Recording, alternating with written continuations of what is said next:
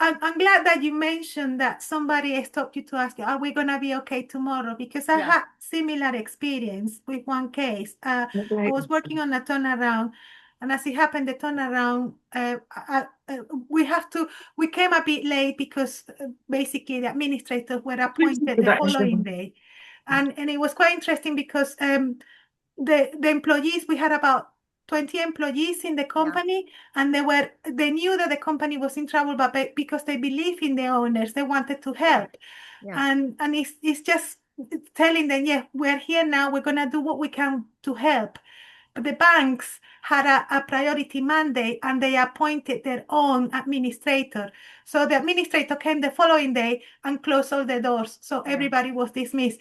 And it was the heartbreaking moment. You know, it was, for us, it wasn't a lost turnaround because we did turn around the business after insolvency. So we were able to rescue the company, but usually it takes a lot longer. So it took about 5 years to get them back. But those employees that we had committed for that turnaround, we lost it overnight.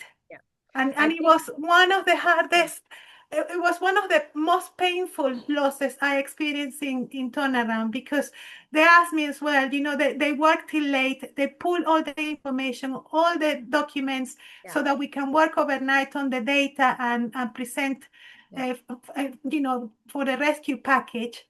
But no, we couldn't, you know, the following day, the banks made the decision and they appointed their own administrator. So that was pretty tough.